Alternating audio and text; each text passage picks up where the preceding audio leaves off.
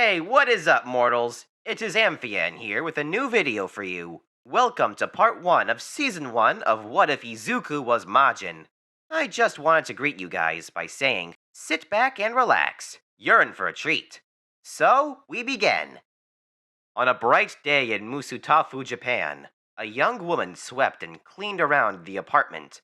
Her name was Inko Midoriya, and she was happily humming a tune. She roamed around the apartment, preparing for her husband to return home and happily welcome him from his travels. Once Inko finished her cleanup, she sat on the couch and waited for him to return. Inko waited patiently for Hirashi to return home. She looked at the clock every hour, hoping for his return at the time he said. She checked her phone to see anything, call or text from him, but nothing appeared on the screen.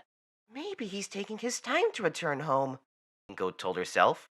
It does take time whenever you travel far from here. Hours went by until it was nighttime, and still nothing from Hisashi. Hisashi wasn't answering his phone, and past the time he told her when he was returning. Inko started to get worried. It seemed everything stood still until a knock on the door. Inko got up from the couch and opened the door, hoping Hisashi would be there, smiling at her.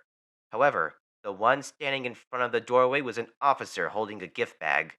Hello, ma'am. Are you Inko Midoriya? The police officer asked the confused Inko. Yes, I am, Inko responded with a confused look. What seems to be the problem? Did something? Am I in trouble? The officer looked at Inko with a straight face as he removed his hat. No, ma'am, you're not in any form of trouble, the officer answered her.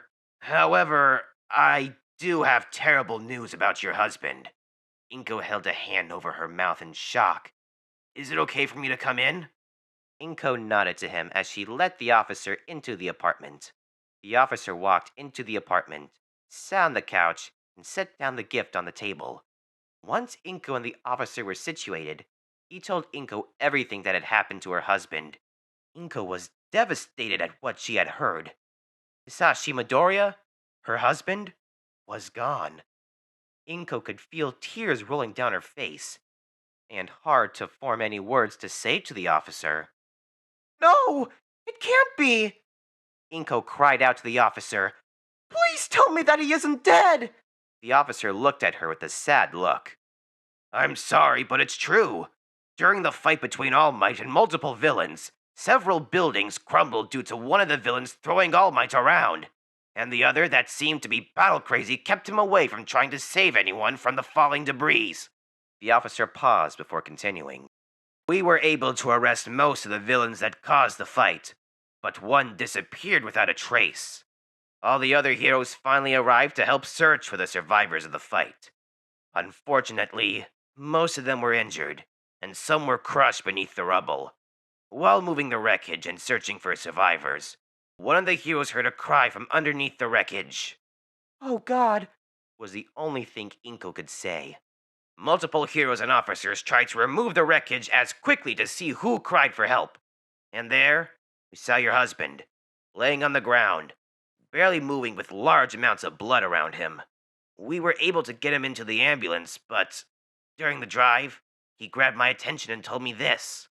As the officer kept speaking to Inko, he pushed a gift bag towards Inko. This is for my wife, Inko Midoriya. Please, tell her that she was everything to me.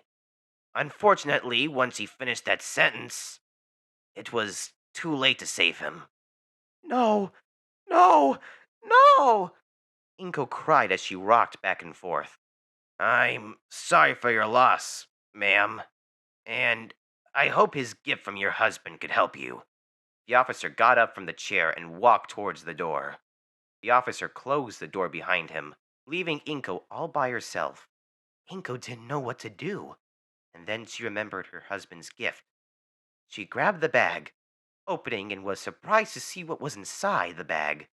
A pink cocoon. She wondered what it was, but decided to hug it tightly to her. This was the only thing that was left of Hisashi. Inko embraced the weird cocoon. She began to feel weak, as if her energy was disappearing from her. Finally, Inko walked towards her room and prepared for bed. She set the cocoon on the nightstand and wept. She looked up at the night sky and saw the brightest star in the night sky. Inko Midoriya held her hand tightly and began to speak. Brightness of the night, please grant me my wish. Please, bring me someone. I don't care about who or what they are. I wish not to be alone.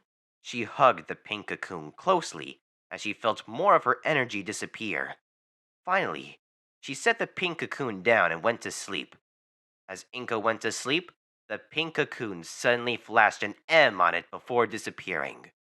Months passed, and Inko would hug the pink cocoon daily to remember her husband.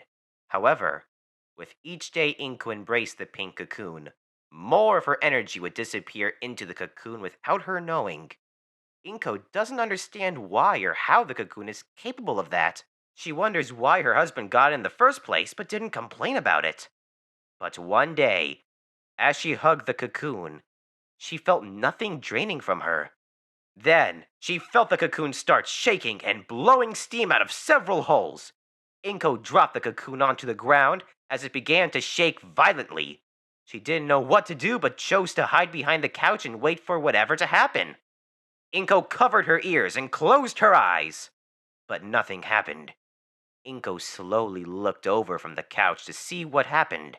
Shocked at what she saw, the cocoon appeared to hatch into a pink baby with puffy green hair and an antenna sticking out of its head. Inko stood behind the couch in confusion. That thing was inside of that cocoon? Inko thought to herself in a scared and confused tone. And it has green hair and an antenna sticking out of its head? As Inko thought about what happened, the baby star let out a mighty scream, causing Inko to cover her ears in agony. Inko couldn't move an inch due to the baby's cry. Minutes went by as the baby kept going until it finally stopped screaming and tired itself out. Inko slowly approached the baby and picked it up. She didn't know what to do. Should she call the police and report this baby creature that hatched? Or hold on to the baby? Inko's mind was going all over the place on what to do. Before Inko could do anything, the baby grabbed onto Inko's finger. Inko looked at the baby and opened its eyes. Blacked out eyes with green pupils staring back at her.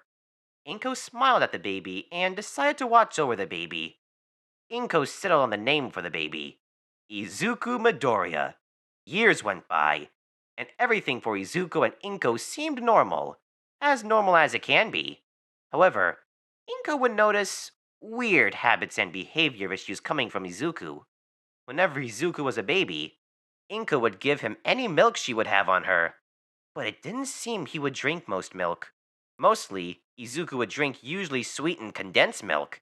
It only got weirder from there. Izuku, whenever he could eat solid food, could consume large amounts of food that even a grown person couldn't finish in one sitting. Not only could Izuku consume large quantities, but he seemed to favor any form of sweets, whether a simple lollipop or a giant cake. And something that Inko noticed, but late at night, whenever she was asleep, Inko would feel something was watching her. She would wake to find Izuku standing in front of the door with a toothy grin and blood-red eyes staring back at her. Inko did confront Izuku about his weird behaviors and habits, but all she got out of Izuku was, I know, Mom, and I'm sorry. Inko knew Izuku would say something like that, but at least he tried to figure out Izuku's strange patterns. But besides that, everything else for Izuku and Inko was normal. During the years, Izuku was able to become friends with Katsuki Bakugo. Izuku thought Bakugo would be disturbed by how he looked, but Bakugo could care less about how Izuku looked, just as he knew he was the best out of them. So the two boys would do everything, playing together, hanging out all the time, giving each other nicknames, talking about heroes, mostly about All Might, and much more. The bond between Izuku and Bakugo didn't look like it could be broken. One day, Bakugo saw sparks coming out of his hands and smiled widely. After that, everyone in the kindergarten surrounded Bakugo, praising him and complimenting him on how his quirk would be one of, if not the strongest, quirk that lived. Of course, all the compliments made him think highly of himself, but one that seemed to fill his ego to the top was Izuku. You're right, my quirk is the greatest, and even Deku is praising me more than ever. Bakugo smiled brightly. as did Izuku. This video is sponsored by Skillshare. With the services Skillshare provides, you can get access to many in-depth tutorial videos on basically anything you want to learn. Each class that they have is bound to help you with your creative endeavors. Do you want to learn how to make videos like this one? Do you want to learn how to write scripts or edit audio? Skillshare has you covered. And with our link, you can have a 14-day free trial. So what are you waiting for? Click the link now and get 14 days worth of classes free. Link in the description below. After kindergarten, Izuku bursted through the door, excited as ever. Inko happily asked what got him excited. Inko told his mother that Kacchan developed his quirk during school, and that Izuku can't wait for his eccentricity to grow as well. I'm sure your quirk will be as powerful as Kacchan. Inko chuckled as sweat dripped down as she walked back to the kitchen, thinking about Izuku as a whole. Can Izuku even develop a quirk? He popped out of an egg, capable of consuming unbelievable amounts of food. Sometimes has red eyes, and has weird goo-like skin. Maybe that is his quirk. Tomorrow, I need to take him to the doctors and learn more about what Izuku truly is. As Inko was preparing dinner, Izuku climbed over the counter and opened the cabinet to grab a sugar snack. Inko snapped out of her thoughts as she saw Izuku holding multiple sweets. Inko put down what she was cooking, grabbed Izuku, and placed him on the ground. Inko took the sweets away from Izuku, ranking them high to where he couldn't reach them. Izuku, what did I say about sweets before dinner? Inko looked at Izuku with a stern tone and look. Izuku pouted and stomped his feet. But Mom, please, I want something to eat before dinner! Izuku cried towards his mother. No, and that's final, Inko stated as she went back to cooking. Izuku has been consuming more and more sugary treats than a normal person could. If they had a quirk, it could help them. But Izuku isn't like any normal person, Inko quietly thought to herself, not focusing on Izuku. Izuku was now furious. He is not allowed to have any sugary treats, and his mother is not paying attention to him. Izuku kept screaming out, I want sweets! He threw fits and stomped his feet on the ground, trying to get his mother's attention, but she did not respond. Izuku was about to continue complaining, but stopped in his tracks. Izuku felt something evil in him. Inko looked at Izuku, who was shaking and fuming steam out of his head. She walked towards Izuku and asked what was happening to him. Izuku looked up at his mother, and Inko was terrified as to what she saw. Izuku's eyes were red, and a nasty smile formed on his face, reaching ear to ear. She walked back away from her son in fear. Izuku laughed out at his mother. The antenna on Izuku's head started to move towards his mother. Then, Izuku's antenna started to glow pink, and electricity came out of it. She didn't know what to do except stand there in fear. Then, without warning, the pink beam shot out of Izuku's antenna and hit Inko directly. She went from being a human being to a small chocolate ball. Izuku walked towards the chocolate ball, picked it up, and chuckled at it. Now, Izuku's sweet is his now. He opened his mouth, moving the sweet towards it. He was about to consume the sweet until he snapped. Izuku looked around at what was going on and called out for his mother, but no response. He looked down at the candy and wondered how he got this. Inko took the sweets away from him, yet he's holding one in his hand. Izuku looked around one more time, and nothing appeared to be around him. He was about to move from his spot until something got his attention. Izuku felt something weird around him. It felt like all the energy around him was clear. Izuku felt all the energy of all living beings, big and small, good or evil, and those that were turned into candy. Mom? Izuku looked down at the ball and held it tightly. He pleaded for his mother to turn back, not knowing what to do. He cried out his mother's name and wished she had turned back. A pink light emanated from his hand, and poof! Inko popped out his hand and onto the ground. She was breathing heavily and looking at her son. Izuku cried and hugged his mother. After what just happened, Inko knew what she had to do. Inko grabbed onto Izuku and took him out the door. Izuku kept apologizing to his mother, who said it was not his fault. Later, they arrived at the doctor and asked to see a doctor about Izuku's quirk. At the doctor's, Inko and Izuku waited for the results of what was happening to him. A door opened, and a doctor holding x-rays of Izuku placed them on a light screen. The doctor sat down and explained about Izuku. So, what seems to be happening to my son? Inko asked the doctor. He pointed out the apparent detail. Well, you see here that your son appears to have zero bone structure, Dr. Tsubasa told Inko. We thought it was a mistake, but after several x-rays, it seems that could be something different entirely. Does that mean? Inko gasped. She tried to finish her sentence, but the doctor quickly intervened. It doesn't mean he is quirkless, but it's also hard to tell if that is his quirk. Dr. Tsubasa answered Inko as he took a closer look at Izuku. If you don't mind answering, what is your and your husband's quirk? Inko snapped back to reality and answered the doctor. Well, I'm able to attract small objects towards me, Inko answered as she lifted the small All Might figurine. And my husband had fire breathing. But I don't know why Izuku is pink. Has goo-like skin, has a large appetite, or even turns anything into candy. And with those last few words caught someone's attention. They looked back towards Inko, then finally at Izuku. The pink skin, the blackout eyes, the gum-like skin, and the supposed sweet beam. He could be just like me, but just to be safe, they closed their eyes and concentrated on Izuku's energy. A few seconds went by, and they noticed a wicked intention in him. They opened their eyes and listened to the rest of their conversation. Well, ma'am, there isn't much of which we can do, Dr. Tsubasa calmly stated as he gave Inko the results of Izuku. You'll probably have to wait a while for any doctors to try to figure out anything about your son. Inko and Izuku got up and thanked the doctor for at least trying.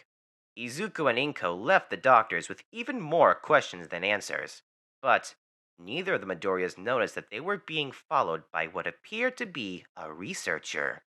So, she kept following them until they got home. Inside, Inko noticed that Izuku huddled into a ball on the couch, hiding his face from her. She sat next to Izuku and patted him on the back, asking him to look at her. Izuku did as tears ran down his face. Inko hugged the gloomy Izuku, wishing for the answer that they needed. They just sat there on the couch, hugging each other, until a knock was heard from the door. They looked at the door, wondering who could be at the door. Excuse me, Miss Midoriya? The woman behind the door called out Inko. Inko got up from the couch and walked towards the door, then opened it. Oh, hello. Who might you be? Inko asked the one standing in front of her. The woman chuckled and smiled at Inko, moving her long brown hair out of the way and adjusting her glasses. I'm one of the female researchers from the doctors, she smiled as her eyes turned red. And I believe I have some answers about your son. Thank you all for indulging yourselves in all this information thus far. I hope you enjoyed it. Now, there are a few more things that I like to go over before the video ends. Firstly, if you're in the mood for some great storytelling, We the Celestials has got you covered. Our We the Celestials My Hero Academia and Naruto What If channels retell the stories of their namesake anime with a twist. Check it out if you're interested. Secondly, on behalf of We the Celestials, I'd like to thank everyone involved in the production of today's awesome content. Their details can be found in the description below. Lastly, if you're interested in what we do here at We the Celestials, then I'd like to extend you an invitation to join the team. The only caveat being that we only accept members from 16 years and up to join our crew. You can sign up for whichever category fulfills your interest by joining the recruitment Discord using the link in the description below. We're always looking for members to join us. Well, that's it from us for today's video, so thank you for watching and have a great day!